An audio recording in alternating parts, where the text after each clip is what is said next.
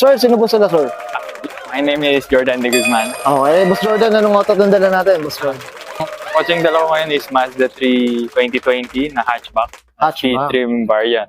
Ito yung parang top of the line, tama ba, Boss Jordan? Boss, ito, ano bang tema nung Mazda natin, Boss? Sige. Ang team ko lang talaga sa sakyan ko is gusto ko lang yung nag-stand out na clean and classy lang na maglalast ng over a long period of time. No? Sir, medyo bago sa atin. Boss, Boss Jordan, very curious sa mga ka-auto natin. Paano po ba kayo nahilig sa pagkukotse, Boss? Sige. Ever since bata ako, mahilig na ako sa mga racing games. And then, talagang Hot Wheels sa mga laruan. May isang time pa nga na sobrang dami kong gustong bilhin na sasakyan na laruan. Talagang hindi ko mapigilan yung sarili ko na muha talaga dumambot. Boss, mukhang parehas ko kaya ata kayo no? Pag umiiyak, pag hindi na ako. Oo. Minsan parang medyo nag-tantrums pa ako sa parents ko nung bata. Ano tayo dyan? Up tayo dyan, boss, ha? Kasi simula ko sa from elementary to high school. Tapos ngayon, totoong kotse na, ano? Ito, ang inspiration ko, nung college ako, nung lumabas to, talagang every time na makita ko na may dumadaan sa sakyan. Yun, no? Talagang sinusundan ko talaga. Sinusundan talaga. Yan, up time. Mamaya pag-usapan natin, Boss Jordan. Siyempre, di sa auto culture, boss, okay lang ba? Check natin, loob, labas, makina. Okay lang po? Pwede. So, tara, check.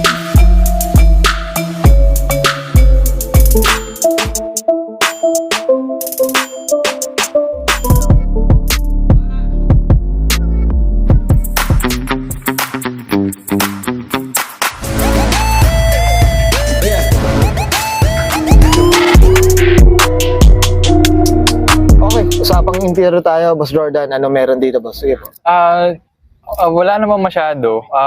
Naglagay lang ako ng piano block for PPF protection sa mga panels kasi medyo scratch scratch, very prone sa scratches. Tapos dahil nga sa speed trim top of the line variant tong Mazda 3 ko, naka red leather interior siya. Okay. Tapos naglagay din ako ng interior ambient lights.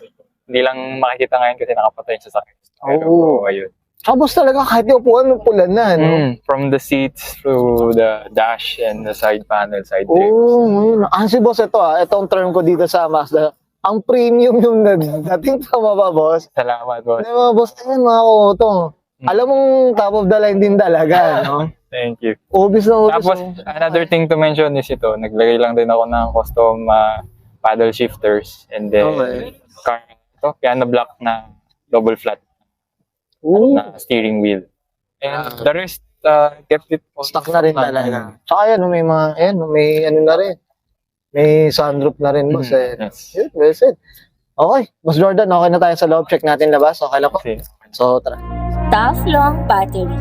Tough and long. Okay, usapang exterior tayo, Boss Jordan. Ano meron dito, boss? Sige. From unang tingin, nirap ko lang yung car ko. Okay. Satin black na wrap. Pero anong kulay niya talaga, boss? Original color niya is jet mica black from the Veristar. Okay. As you can see, ang tone niya, the whole body, satin black na color. Oo nga, yan. And then yung accents, I kept yung mga body kits niya, yung front lip, side skirt, Okay. gloss black. Yun yung parang humihiwalay, Yes. boss. Yun yung naging accent niya, pati from the side Ina-accent mirror. Okay. Ito, boss, usapang tayo, wheels, yung brakes natin, suspension, boss, ano kwento, boss? Sige po. From the suspension, nagpakabit ako ng air suspension from Fitment Engineering. Okay. And then, sa 6-pot na Brembo brakes na with 380 millimeters na diameter na rotors. Okay. Drilled and slotted. And then, from the rims, Advan GT, Yokohama Advan GT Beyond. Okay. Ang laki ng preno, boss, 19s. Oh, 92 mags. Yes, 19 inches na rims. And then, Okay. 235, 35, 19 na Michelin Pilot Sport 5. Yun yung size ng gulong. Ang ganda ng si mga auto. Medyo hindi medyo madilim lang din talaga, pero sobrang catchy rin talaga, kaya thankful tayo kay Boss Jordan na pagbigyan tayo dito sa auto niya. So, boss, dito sa mga, itong skirt, kasama na talaga to. Yun. As you can see, nilagyan ko na siya ng, I kept yung stock niyang, silver trim. Okay. May brake line siya. Oo nga, no? Nag-brake siya para hindi siya masyadong monotonous yung Yung look cool, niya. ano, no? Yung kulay ng auto. Yes. Tapos, Oo. ayun. Ito, sa likod naman, boss. Ito, oh. Grabe, mga ka-auto. Antindi nung preno, eh. Okay, sige, boss. Dito sa likod naman, Boss Jordan. Ano meron? Sige po. Sa sa exhaust, nagpakabit naman ako ng full exhaust from free muffler sa Okay. may Manila. Tapos, ayun, nirap ko lang din yung badge ng gloss black para Ayun. ma-accentuate lalo yung clean look niya. Oo nga. Ito, boss, ano ba? Napansin, dahil ba? Debadge na rin ba siya? Wala na talaga siya? Tinanggal ko na rin yung, Okay. yes, tinanggal ko na rin yung mga lagay niyang badges dito. Yung mga badges, eh, no? Para talagang minimal lang and very Minimalin clean. talaga, no? Okay. Well said, Boss Jordan, okay na tayo dito sa labas. Check natin engine. So, okay. Usapang engine bay tayo, Boss Jordan. Ano meron dito, boss? Sige. So, under the hood, wala naman masyado. Nagpalit lang ako ng stock intake to Takeda na performance intake na meron tayong dry filter. Ooh. Para medyo mag-boost tayo ng konting performance. Oo, ayan. Slightly better than stock. Ano ba, ano, at least nakakahinga, boss. eh, no? Yes, yes. Ito, boss, ano displacement niya? 1 point ano siya? Or 2 liter? 2 liters on the plate. Pero ano siya, non-turbo siya? Non-turbo siya.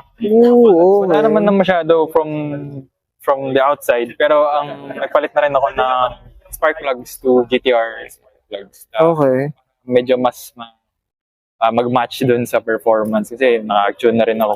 Oo. Ano na rin to? Nakatono na rin. Sino bang nag-tuner natin, boss? Si Shoutout Boss Leo kay Speedworks Engineering. Uy, grabe. Up tayo dyan.